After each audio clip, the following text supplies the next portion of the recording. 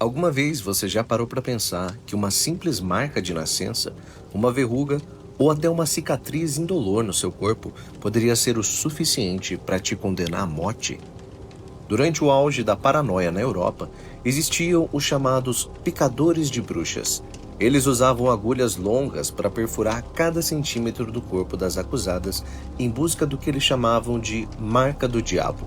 Se houvesse um único ponto onde as agulhas entrassem e você não sentisse dor ou não sangrasse, o veredito era imediato. Isso significa que o diabo teria te colocado ali, selando o seu destino. O mais bizarro é que muitos dos carrascos usavam agulhas retráteis, como truques de mágica, para garantir que a vítima não sangrasse e o espetáculo da execução continuasse. Prepare o seu fôlego. Hoje vamos revelar os métodos mais cruéis e as conspirações por trás do maior extermínio por superstição da história humana. Eu sou Guilherme Santana e você é bem-vindo às Crônicas do Mundo. Para entender a caça às bruxas, você primeiro precisa entender o estado mental de uma Europa que estava literalmente desmoronando. Imagine o seguinte: você acorda de manhã e um terço das pessoas que você conhece morreu no último ano. Seus vizinhos, sua família, seu padre, e ninguém sabe por quê. Ninguém tem explicação. Não existe vacina, não existe hospital, não existe governo mandando mensagem de texto te orientando. Existe apenas o medo e o silêncio dos mortos. Esse foi o cotidiano da Europa a partir de 1347, quando a peste negra chegou pelas rotas comerciais da Ásia Central. Em menos de 5 anos, ela eliminou cerca de 30% e 60% do continente. 50 milhões de pessoas, cidades inteiras varridas. Havia tantos cadáveres que as igrejas pararam de fazer funerais individuais. Corpos eram jogados em valas comuns na madrugada, para evitar o pânico entre os vivos que ainda restavam. Na Inglaterra e na França, existiam até hoje localidades chamadas de aldeias fantasmas da peste, onde só sobram marcações das fundações das casas no chão, cidades que simplesmente pararam de existir. Depois da peste, vieram as guerras. A Guerra dos 100 Anos entre a França e a Inglaterra, a Guerra dos Hussitas, o avanço do Império Otomano, que em 1453 tomou Constantinopla, a cidade que era o último símbolo vivo da cristandade oriental. Para o europeu comum naquela época, o fim do mundo não era uma metáfora religiosa. Era uma possibilidade concreta, iminente, de que ele via se aproximando a cada geração. E aí veio mais uma coisa, silenciosa, mas devastadora: a pequena idade do gelo. Entre os séculos XIV e XV, a temperatura média da Europa caiu cerca de 1 a 2 graus Celsius. Parece pouco, né? Mas não era. O Báltico congelou entre 1422 e 1423. O rio Sena, em Paris, congelou repentinamente. Rios que nunca haviam congelado em memória viva viraram estradas de gelo no inverno. As colheitas fracassaram por anos seguidos. A fome voltou como estado permanente de existência para a maioria das pessoas. Agora coloca tudo isso junto: a peste, as guerras, a fome, o frio, a sensação de que Deus havia abandonado o continente, e me diga, quando tudo isso acontece e ninguém consegue explicar, o que o ser humano faz? Eu vou te dizer: ele encontra um culpado. E quando o sistema está preparado para te oferecer um culpado conveniente, com nome e endereço, é muito difícil resistir. Em 1487, 2 monges dominicanos alemães, Heinrich Kramer e Jakob Sprenger, publicaram um livro. O título era Maleus Maleficarum, em português, O Martelo das Bruxas. Antes de continuar, você sabia da existência desse livro? Me conta aqui nos comentários, porque é exatamente o tipo de coisa que não entra num livro de história do colégio, mas que moldou o século da morte. O livro tinha 3 partes. A primeira argumentava que a bruxaria era real, e que duvidar dela era por si só heresia, ou seja, um crime punível com a morte. Bonito começo. A segunda descrevia em detalhes o que as bruxas poderiam fazer, destruir colheitas, causar impotência em homens, matar crianças recém-nascidas, invocar tempestades. A terceira era um manual operacional. Como identificar uma bruxa, como interrogá-la, como extrair confissões, como garantir a condenação. Um manual de execução, publicado, distribuído, basicamente um best-seller. E aqui vem um detalhe que vai te incomodar. Heinrich Kramer, o principal ator, havia sido expulso de Innsbruck pelo próprio bispo da cidade anos antes. O motivo? Ele havia conduzido um julgamento completamente irregular contra uma mulher chamada Helena Schauberin, que havia publicamente chamado as pregações dele de absurdas e ridículas.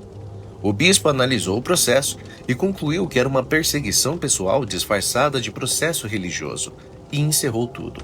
Kramer foi embora humilhado e então escreveu o livro. O Maleus Maleficarum foi uma das primeiras obras a se beneficiar em larga escala da prensa de Gutenberg, inventada algumas décadas antes. Entre 1487 e 1520, teve pelo menos 14 edições. Até 1700, mais de 30 edições. Por quase 2 séculos, foi o segundo livro mais vendido da Europa, perdendo apenas para a Bíblia. Pensa nisso por um segundo. O manual que ensinava como torturar e matar mulheres acusadas de bruxaria era o segundo maior best-seller do continente por 200 anos. Ficava na estante do juiz, do padre, do magistrado do interior, e o livro deixava muito claro quem eram as vítimas preferidas do sistema: as mulheres. A justificativa eram pseudo-teológicas. Eva havia pecado primeiro. As mulheres eram carnais, mais fracas de fé, mais facilmente seduzidas pelo diabo. O próprio nome Femina, argumentava Kramer, deriva de fé e menos fé para eles. Era etimologia completamente inventada, mas funcionou durante séculos. Com o Maleus circulando, qualquer magistrado local, qualquer paróquio de aldeia agora tinha não apenas permissão, mas uma orientação detalhada sobre como conduzir um processo por bruxaria. O sistema estava armado, ele só precisava de um combustível humano. Aqui eu preciso que você preste muita atenção, porque é o bloco mais importante desse vídeo. A maioria das pessoas olha para caças bruxas e pensa, que loucura medieval, mas ela não era irracional. Ela tinha uma lógica interna perfeitamente consistente. E era exatamente essa consistência que tornava tão impossível de parar. O processo começa com uma denúncia. Qualquer pessoa poderia denunciar qualquer pessoa. A identidade do denunciante era mantida em segredo. O acusado nunca sabia quem havia falado contra ele. Não podia confrontar o acusador, não podia demonstrar que havia uma disputa pessoal por trás, uma dívida não paga, uma briga de vizinho de anos. Uma vez preso, o acusado entrava num sistema projetado para produzir uma confissão. Não para descobrir a verdade, mas para produzir uma confissão. Se ele confessava rapidamente, ele era culpado.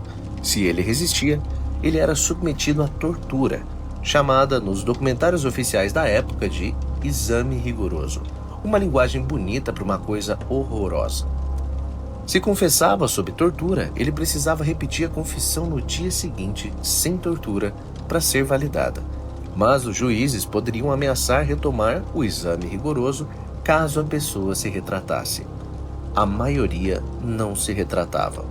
Se por milagre resistia a tudo sem confessar, havia uma saída elegante no sistema. A resistência à tortura era interpretada como prova de que o diabo estava concedendo forças sobrenaturais ao acusado.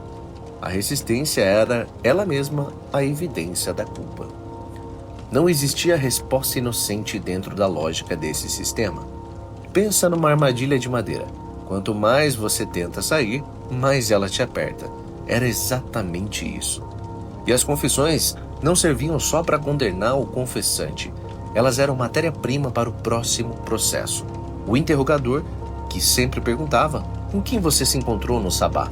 Quem mais estava lá? Quem te ensinou esse malefício? Os nomes saíam. Às vezes, nomes de inimigos reais. Às vezes, nomes aleatórios, ditos no desespero de parar a dor. Às vezes nomes de pessoas que o acusado nunca havia mencionado antes da tortura e nunca mencionaria depois, mas que foram suficientes para iniciar um novo processo. Foi assim que nasceram os grandes pânicos coletivos. Um caso virava dois, dois viravam 10, 10 viravam a uma leva de execuções que duravam anos. Uma aldeia inteira podia ser consumida por um único processo mal iniciado. Me conta aqui nos comentários, você consegue pensar em alguma situação moderna em que esse mesmo mecanismo, acusação sem confronto, uma lógica irrefutável, confissões que geram novas acusações, ainda funciona? Porque eu já tenho a minha resposta, e ela é desconfortável. Vamos falar um pouco sobre a tortura, em detalhe, sem eufemismos. Porque uma das mais eficientes de horror continua existindo é quando as pessoas têm a ideia vaga do que aconteceu, mas nunca param para realmente visualizar. Então, vamos visualizar. O estrapado era o método mais comum nas prisões inquisitórias italianas e alemãs. Simples de descrever, impossível de esquecer. O acusado tinha os braços amarrados atrás das costas. Uma corda presa aos pulsos era lançada sobre uma viga no teto. O carrasco içava a pessoa até o alto da sala, às vezes com pesos atados aos pés, e então soltava. Antes de tocar o chão, a corda era travada. O impacto repentino deslocava os ombros, rasgava os tendões e frequentemente quebrava as vértebras. O processo era repetido. Sessões duravam horas. Os sobreviventes carregavam deformidades pelo resto da vida. A cadeira de ferro era usada principalmente no norte da Itália e regiões da Alemanha. O acusado era preso à cadeira, que era aquecida por brasas embaixo. O calor subia gradualmente, mas o objetivo não era matar, era fazer as pessoas falarem. Versões mais elaboradas tinham espinhos internos nos apoios do braço e nos assentos, que se aprofundavam conforme o metal expandia. A bota espanhola. Apesar do nome, usada em toda a Europa, placas de metal ajustáveis colocadas ao redor da perna, da canela ao joelho. Parafusos eram apertados gradualmente, comprimindo os ossos. Carrascos, experientes, sabiam quanto apertar para quebrar a tíbia sem perfurar a pele. O que teria encerrado a sessão prematuramente por perda de sangue. Era uma habilidade técnica, ensinada, praticada. Não existia uma terceira opção. Os bancos de espinho eram uma superfície coberta de pontas metálicas sobre o qual o acusado era forçado a sentar ou deitar por períodos prolongados. Não deixavam marcas visíveis, mas o contato constante com as pontas impedia qualquer descanso ou sono. Privação de sono prolongada combinada com dor constante produz um estado dissociativo. A pessoa começa a ver coisas, ouvir vozes, perder a noção de quem ela é. Os inquisidores interpretavam isso como uma manifestação sobrenatural. Mas, na verdade, era só a neurologia quebrada pelo esgotamento. O sistema tinha uma resposta para tudo, sempre. A história se torna real quando tem um nome, então vamos colocar nomes. Merga Bien, Fulda, Alemanha, 1603. Uma mulher rica, viúva 3 vezes, o que por si só já era bastante suspeito, porque a morte repetida de maridos era frequentemente atribuída a malefício. Foi acusada de ter se casado com o diabo, de ter matado seus filhos com veneno mágico, de ter participado de sabás noturnos. Sob tortura, confessou tudo. Foi queimada viva. Seus bens foram confiscados integralmente pelo príncipe bispo local, que havia iniciado pessoalmente o processo contra ela. Coincidência? Não sabemos, mas eu vou voltar com isso no próximo bloco.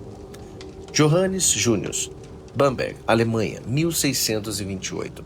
Um homem, prefeito da cidade, magistrado, respeitado, com décadas de serviço público. Não havia perfil de bruxa mais improvável. Foi acusado durante a chamada do processo de Bamberg, um dos maiores pânicos de bruxaria da história, que resultou em mais de 300 execuções entre 1626 e 1631. Június resistiu duramente semanas. Depois da tortura, ele confessou. Antes de ser executado, conseguiu passar clandestinamente uma carta à sua filha. Essa carta sobreviveu. Você pode ler ela hoje. Nela, Júlio descreve com precisão cirúrgica como foi torturado, como mentiu para a dor, como inventou nomes de pessoas que nunca conheceu para satisfazer seus interrogadores.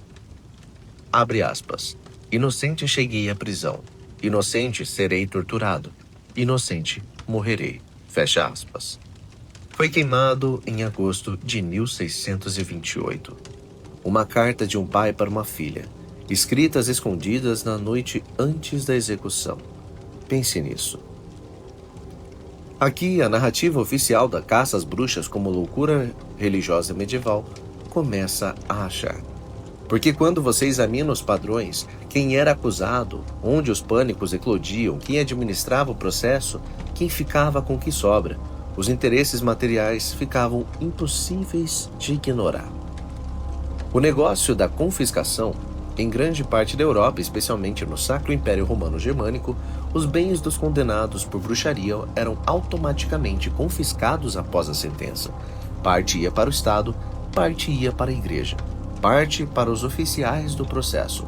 Em alguns territórios, os custos da prisão, da alimentação durante o encarceramento e da própria execução eram cobrados dos bens do condenado e dos seus familiares.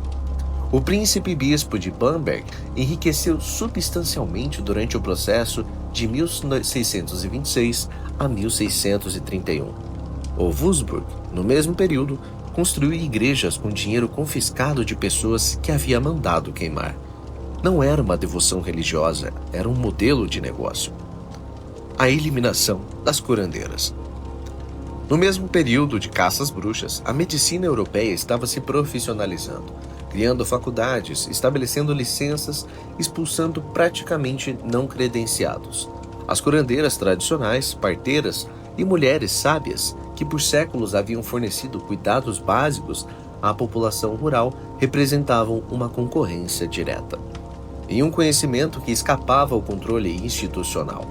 A perseguição coincidiu sistematicamente com a consolidação da medicina como profissão masculina regulamentada. Não foi a única causa, mas foi uma causa que convinha a muita gente. A escala real do horror. Os números, porque sem eles tudo parece abstrato. Historiadores estimam que entre 40 a 60 mil execuções formalmente documentadas entre os séculos XV e XVIII. Mas esse número é só uma superfície. Ele não inclui as mortes durante a tortura, numerosas, raramente registradas em separado. Não inclui os que morreram nas prisões antes de serem julgados, em condições medievais, sem comida ou cuidados médicos. Não inclui os linchamentos informais, quando a multidão simplesmente tomou a justiça nas próprias mãos sem esperar pelo tribunal. Não inclui os suicídios nas celas, documentados em alguns registros como ato do diabo para privar a justiça dos seus direitos. O Sacro Império Romano Germânico, território que hoje corresponde aproximadamente à Alemanha, Áustria e Suíça, foi responsável por mais de metade de todas as execuções documentadas. Não era o canto mais primitivo da Europa, era o centro cultural e intelectual do continente. A Espanha e Portugal, paradoxalmente, tiveram números relativamente baixos. Não por misericórdia, mas porque a Inquisição ibérica era mais centralizada e burocrática, e, portanto, mais lenta e menos suscetível a pânicos locais descontrolados. Às vezes, a burocracia salva vidas, e o número que precisa de silêncio antes e depois. 90% das vítimas eram mulheres. Em alguns territórios, a proporção era ainda mais extrema. Isso não foi acidental. Estava escrito no Maleus. Estava na teologia do sistema. Estava nos padrões econômicos que tornaram mulheres sem maridos alvos convenientes. Foi uma escolha repetida, sistematizada, durante séculos. O fim da caça às bruxas não veio em um momento de iluminação coletiva. Não foi um filósofo brilhante que convenceu todo mundo. Não foi um rei misericordioso que acordou diferente. Veio quando o sistema começou a devorar as pessoas erradas. O processo de Bamberg é o exemplo perfeito. Quando a onda de acusações começou a engolir não apenas camponesas pobres e viúvas sem proteção, mas magistrados, membros do conselho municipal, esposas de funcionários do bispo, famílias diretos do próprio juízes, o sistema começou a encontrar uma resistência interna. Não porque os participantes concluíram que estavam errados, mas porque agora eles eram os próprios que estavam em risco. Em Würzburg, no mesmo período, uma criança de 7 anos foi executada. Depois, crianças de 4. Em determinado momento, um homem foi executado por ter supostamente tido relações com um demônio na forma do seu próprio filho. A lógica havia se tornado completamente autônoma. Ela se reproduzia independentemente de qualquer conexão com a realidade. Quando o Sacro Império entrou na Guerra dos 30 Anos, os recursos administrativos que sustentavam os processos foram redirecionados para o esforço da guerra. Os pânicos locais perderam o suporte institucional necessário para escalar. Na Inglaterra, a última execução por bruxaria foi em 1682. Temperance Lloyd, em Bedford, Devon. Uma mulher idosa, provavelmente com algum transtorno mental, condenada com base em testemunhos de vizinhos que haviam tido disputas por anos. Na Escócia, a última vítima foi em 1727. Janet Horse, acusada de ter transformado a própria filha em um cavalo para montar até o encontro com o diabo. A filha estava presente no julgamento e tinha uma deformidade nos pés, que foi interpretada como cascos. Na Suíça, a última execução documentada foi em 1728. Anna Gold, em Glarus. O caso gerou controvérsia até na época. Em 2008, 226 anos depois, o Parlamento Cantonal de Glarus aprovou formalmente a reabilitação de Anna Gold. 226 anos para um pedido de desculpas oficial. Por que isso importa até hoje? Não é uma pergunta retórica, é mais importante do vídeo. O mesmo mecanismo que transformou uma verruga em evidência de pacto com o diabo está ativo agora. Ele não desapareceu com o iluminismo, ele apenas se adaptou. O padrão é sempre o mesmo. Uma sociedade sob estresse econômico, sanitário ou político precisa de uma explicação que não exija que os responsáveis assumam uma responsabilidade. Um grupo já visto com desconfiança é identificado como causa. Cria-se um sistema de detecção com sinais que, por definição, só o culpado apresentaria. O sistema começa a produzir confissões. Essas confissões produzem novos nomes, e esse ciclo se expande. Isso aconteceu com os judeus na Europa, acusados por séculos de envenenar poços e matar crianças, com os japoneses americanos internados em campos durante a Segunda Guerra Mundial, com famílias destruídas pelo pânico do abuso ritual satânico nos anos 80 nos Estados Unidos. Pânicos baseados em testemunhos de crianças obtidos por terapeutas convictos de que o abuso havia ocorrido, usando técnicas de questionamento que, assim como a tortura medieval, produziam as respostas que os interrogadores esperavam encontrar.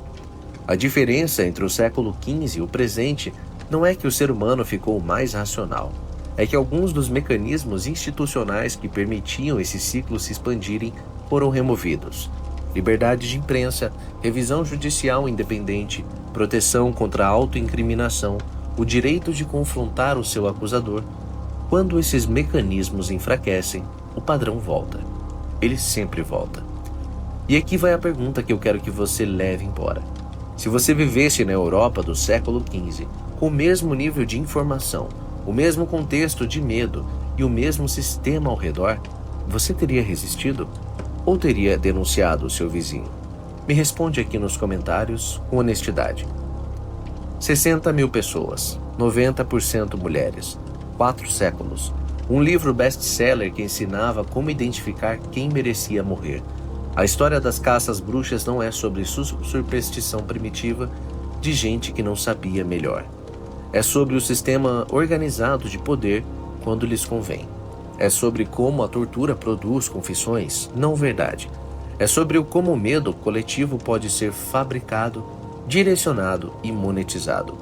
E é uma história que ainda não terminou, só trocou de fantasia. Se esse vídeo abriu algo em você, uma dúvida, um incômodo, uma perspectiva que você tinha antes, deixa o seu like agora. Esse gesto simples ajuda o canal a chegar em mais pessoas que precisam ver esse conteúdo. A gente tem uma meta, 1.000 inscritos até junho. Se você ainda não é inscrito, se inscreva agora. Cada inscrito é uma pessoa a mais que vai receber o próximo episódio. A história é mais escura do que parece.